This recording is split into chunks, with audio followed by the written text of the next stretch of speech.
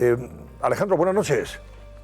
Hola Antonio, buenas noches. Dime, ¿qué contactos son los que tiene la Guardia Civil de Francina Armengol con este empresario, José Ruz?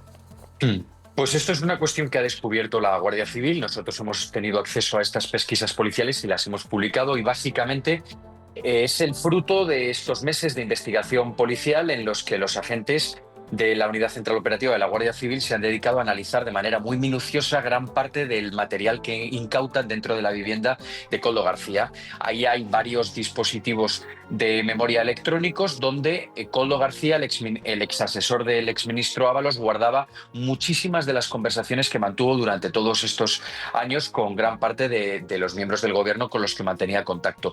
Y en el capítulo, en el apartado en el que conservaba de alguna manera los contactos que había mantenido Armengol, los investigadores han descubierto el nexo entre Armengol y este constructor, José Ruz, que recibió durante la etapa en la que Armengol fue presidenta de Baleares varios contratos públicos que suman 10,7 millones de euros. Ahora lo que están descubriendo los investigadores es si ambos, Armengol y el constructor, llegaron a tener algún tipo de cita, algún tipo de encuentro privado. Nosotros, la presidenta del Congreso, nos lo ha negado. Nos ha negado también haber tenido ningún tipo de contacto con el constructor, a pesar de que este contacto sí que figura en la documentación que obra en poder de la Guardia Civil. Claro, este empresario es el propietario de Levantina Ingeniería y Construcción, empresa que efectivamente, junto con Servinavar, aparece en la trama. José Ruz por un lado, Anchón Alonso por el otro. Empresas que se han visto beneficiadas con contratos. Ahora tú, esta información que publicas se refiere a contratos que el gobierno de Baleares le adjudicó a esta empresa, Levantina Ingeniería y Construcción, de José Ruz en Baleares. En Mallorca, concretamente en Sondureta, un contrato de 10,4 millones de euros y luego otros menores, pero que también estaban en Inca, en Sapicardía, en Sineu, etcétera, etcétera. Sabarranqueta, etcétera, etcétera, ¿no? Sí, efectivamente. Y además es que fue Koldo la persona que introdujo a este empresario, porque como bien has explicado, Antonio, tenía una constructora que, si bien sí que es cierto que trabajaba, apenas tenía contratación pública y no se había caracterizado ni mucho menos por haber llevado trabajos en las Islas Baleares, ¿no? Como decimos, Armengol lo desmiente haber tenido ningún contacto con él, pero la realidad es que estos contactos sí que figuran en las pesquisas policiales y Armengol en su día ya también dijo haber tenido ningún tipo de reunión ni haber dirigido la palabra al empresario Víctor de Aldama, y lo dijo en el Senado, es decir, con obligación de decir la verdad, y luego posteriormente pues fue el propio Aldama, ¿no?, el que descubrió con todo lujo de detalles un encuentro que sí que mantuvo de manera oficial con Francina Armengol. Y además es que este empresario, José Ruz, fue uno de los primeros constructores que Víctor de Aldama señaló cuando pactó con la Fiscalía Anticorrupción para poder salir de prisión y empezar a tirar de la manta. Entregó un listado de varias obras que, según él, habían sido amañadas desde el Ministerio de Transportes, y José Ruz, este empresario que la UCO vincula con Armengol, era uno de los que más figuraba, ¿no?, en esa supuesta lista donde figuraban las obras amañadas. Bueno, fíjate, el pasado viernes él declaró en el Supremo, José Ruz, concretamente, y que admitió que cuando se refería en los mensajes de la trama a El Navarro, hablaba de Santos Cerdán, y cuando lo hacía en referencia al Partido Socialista, se refería a la ganadería, empleaba el término la ganadería, cuando hablaba del Partido Socialista en esas conversaciones. Sí, efectivamente. Y otra de las cosas que declaró, por ejemplo, fue que tuvo en nómina a Koldo García pagándole 2.600 euros, que él justificó de alguna manera porque Koldo se dedicaba a vigilar unas obras que él tenía en la localidad alicantina de Benidorm, que es donde Koldo está viviendo desde hace varios años, aunque veremos a ver qué tipo de credibilidad le da la Fiscalía Anticorrupción y el magistrado Leopoldo Puente del Tribunal Supremo a todo esto. La realidad es que este constructor aparece señalado prácticamente desde el primer día, que conforme avanzan las investigaciones de la Guardia Civil cada vez se ve más cercado, porque los investigadores encuentran en efecto rastro documental de que este constructor mantuvo encuentros y mantuvo contactos con altos cargos del gobierno, como puede ser el caso de Francina Armengol, como es el caso también del exministro José Luis Ábalos, porque José Ruz confirmó haber tenido encuentros con el exministro Ábalos, y veremos a ver hasta qué punto llegan las investigaciones policiales, ¿no? Porque Aldama sí que es cierto que lo señaló desde el primer día, pero no solo como adjudicatario de obras que estaban amañadas, sino también como donante del Partido Socialista. Es decir, que según la versión del comisionista, no solo sobornaba al exministro Ábalos y a Koldo García, sino que también hacía aportaciones al Partido Socialista, aportaciones ilegales. Veremos si esto se puede acreditar policialmente y hasta dónde llega. Por eso decía yo, Álvaro, vosotros también habéis publicado cómo este hombre no solamente viajó con el séquito de Sánchez a un viaje a Argelia y con empresarios del IBEX, sino que también fue incluido en otro viaje. Yo voy a empezar, la palabra que empleó él porque no le apuntaban al principio es subnormal, no estoy en la lista, en referencia a Ábalos, me imagino, ¿no? Por no haberle incluido en la lista de aquel viaje. Sí, vamos a ver, aquel viaje es un viaje muy interesante, es un viaje que nunca se llegó a producir porque era uno de los viajes en los que coinciden todos los de la trama, que era la inauguración de la ruta Madrid-Tiflis, que es la capital de Armenia, y entonces se iba a hacer ese vuelo inaugural con un montón de invitados, entre otros la esposa del presidente del gobierno y, por supuesto, a Ábalos y todos los de la trama. Y ahí es donde se incluye también a este empresario, José Ruz, muy amigo de Ábalos. Ese vuelo estaba previsto para los días de que empezó la pandemia y por eso se tuvo que cancelar al final, ¿no? Pero es verdad que él luchó con Ábalos para que le metiera en el vuelo y por eso le puso ese mensaje, ¿no? De, oye, subnormal, no estoy en la lista, a ver si me metes, y al final le consigue meter. Confianza tenía con el entonces ministro, está totalmente. Claro, ¿no? No, bueno, es que vamos a ver, ¿eh? hasta donde sabemos, Pepe Ruz, que es como se le conoce, es un empresario, vamos, yo no me atrevería a hablar de empresario, pero bueno, efectivamente ha llevado empresas en Valencia y es una persona de total confianza de José Luis Ábalos de toda la vida. Es más, sabemos que Cerdán tenía ese documento escrito con la empresa Servinamar, ¿no?, para poseer la mitad de las acciones.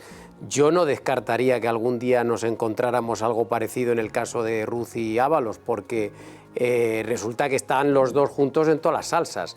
Y hay que recordar cómo, efectivamente, tú hacías referencia antes a nuestra noticia hace unos días, cómo de repente aparece Pepe Ruz montado en el avión presidencial de Pedro Sánchez en un viaje oficial a Argelia, acompañando a 10 empresarios de primerísimo nivel del IBEX 35.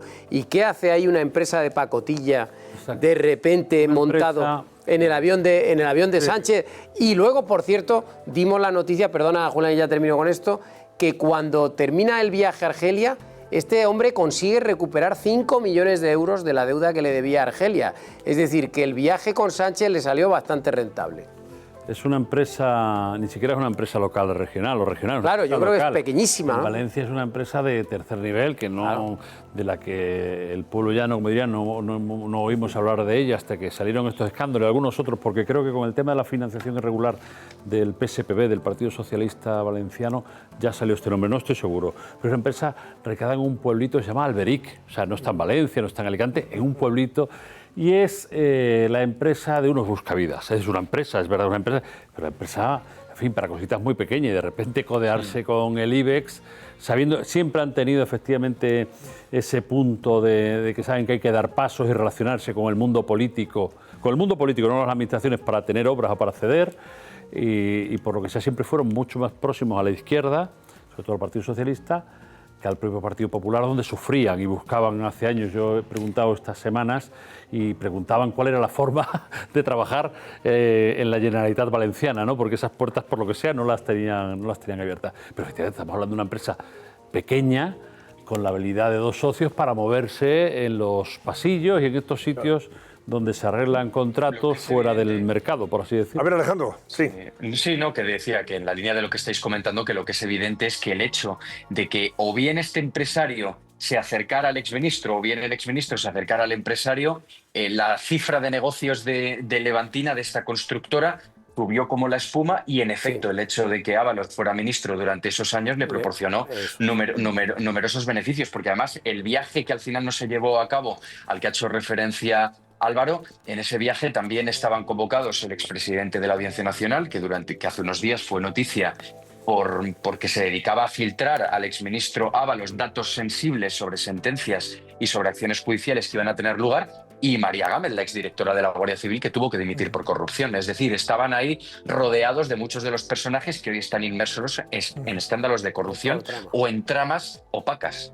Hay un dato que acabo de recordar, que llevamos mañana en el periódico, supongo que lo tenemos todos, creo que no, que la declaración de este hombre ha reconocido que dio subvenciones a la famosa fundación de Ábalos, Fiadelso, creo que se llama, ¿no? Fiadelso.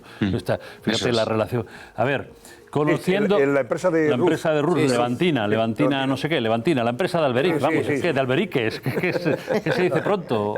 Un saludo a los espectadores de Alberique, pero bueno, se entiende. Claro, como digo, han sido unos empresarios buscavidas, ya conocemos un poco a Ábalos, es fácil que se entendieran rápido, ¿no? Que entendieran un poco las relaciones, y más siendo los dos de Valencia, conociendo el mundo de los pueblos, está claro que ahí, no sé si la relación, yo diría que es incluso previa a ser ministro, posiblemente a cuando ya ocupa un puesto muy importante, previa. Pero digo en el partido, claro, cuando ya era secretario de organización del partido, pues ya tenía un poder inmenso en muchísimos ayuntamientos. Y gobernaba el PSOE en Valencia, el Pastor del Botánico. Claro. Sí, pero ahí significativo. Ábalos no tenía buen acceso al PSOE de Ximo Puig, pero bueno. Bueno, pero mira, otro dato espectacular que publicamos nosotros hoy en The Objective es que esta empresa, por ejemplo, ha recibido contratos de la propia Rebeca Torró, de la nueva secretaria de organización del PSOE. Que esa sí procede del Partido Socialista Valenciano. Claro, ella era la consejera de Obras Públicas en el gobierno valenciano y hoy le hemos sacado un contrato que es tremendo, que adjudicaron en el año 23, es decir, ya es posterior a la época de Ábalos en el gobierno. Y sin embargo, el gobierno valenciano le ha estado inflando de contratos a esta empresa, y en concreto uno que tiene que ver con Santa Pola, con el puerto de Santa Pola. Ahí le meten 480.000 euros, se presentan, Antonio, 5 ofertas para el concurso. Levantina, la empresa de este señor, presenta la oferta más cara y termina siendo la adjudicataria, porque se cepillan a todos los demás competidores con excusas baratas. Y ahora es uno de los contratos que se está mirando con lupa, porque claro, es responsabilidad de ese contrato, es la nueva secretaria de organización del PSOE. Es decir, tanto que dice Sánchez que lucha contra la corrupción, pero si acaba de nombrar a una directamente vinculada con una de las empresas de la trama. O sea, ¿pero qué broma es esta? Pero bueno, aquí nadie dice nada, aquí como que pasará... Lo que es verdaderamente significativo es que tanto este empresario como Joseba Anchón, el que ha declarado hoy que gran parte de sus negocios, a pesar de que se desvinculan del exministro Ábalos, de Santos Cerdán, que fueran y que hicieran donaciones a Fiadelso, la ONG que funda Ábalos a finales de los años 90, que parece que abandona, pero que realmente nunca llegan a dar de baja hasta hace apenas unos años, que nosotros en el debate publicamos, que fue la fundación que utilizó para canalizar ayudas públicas destinadas a proyectos benéficos, y sin embargo se construyó un inmueble en Perú que a día de hoy sigue puesto a su nombre y que está investigando el Tribunal Supremo y la Guardia Civil. Y no nos engañemos que esas donaciones, eso que dice Alejandro es cierto, pero esas donaciones son en realidad mordidas encubiertas. O sea, vamos a hablar con claridad. Es la contraprestación, el pago de los contratos. Cuando un empresario mete en una ONG un dinero, no es porque de repente se haya vuelto caritativo, no, es porque le devuelve al ministro el favor que le hace con la adjudicación de la obra. Entonces, Ábalos podrá decir lo que quiera, pero eso son mordidas encubiertas a una fundación que no se dedica a hacer la vida mejor a la gente en América Latina. Como está diciendo Alejandro, es el mecanismo que lleva usando durante décadas Ábalos para llevárselo crudo, él y toda su familia. En la época de Zapatero, el gobierno de Rodríguez Zapatero mandó mucho dinero a esa fundación. O sea, que 5 millones de euros. Que eso es un tema que efectivamente que hemos contado, pero no está suficientemente indagado.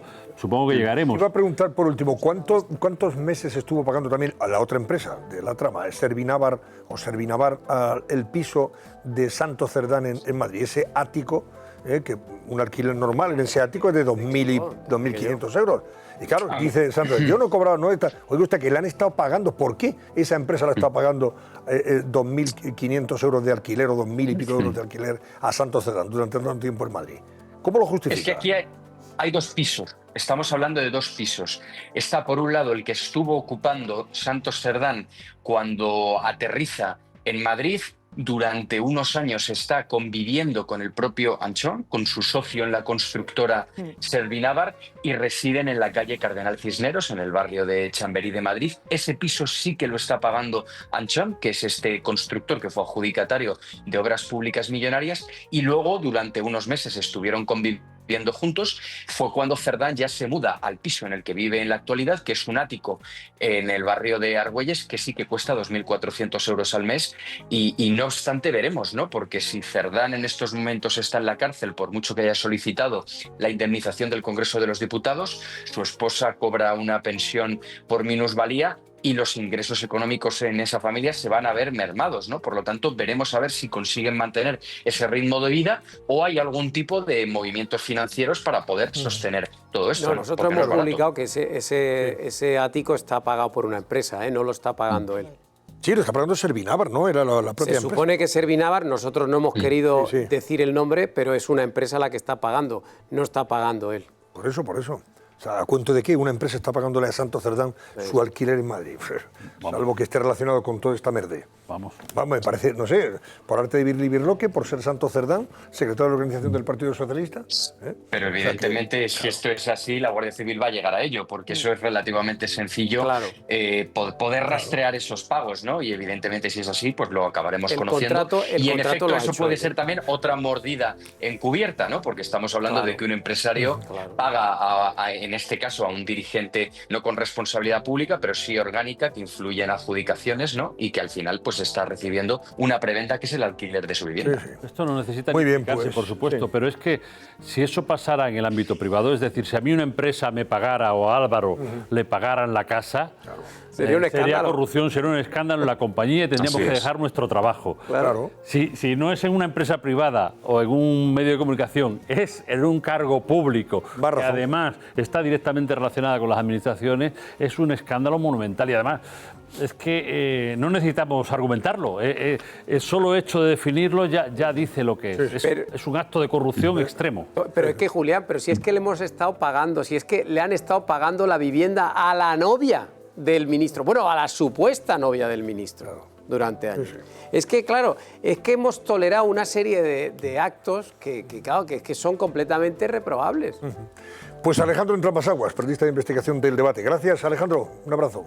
Gracias a vosotros. Buenas noches.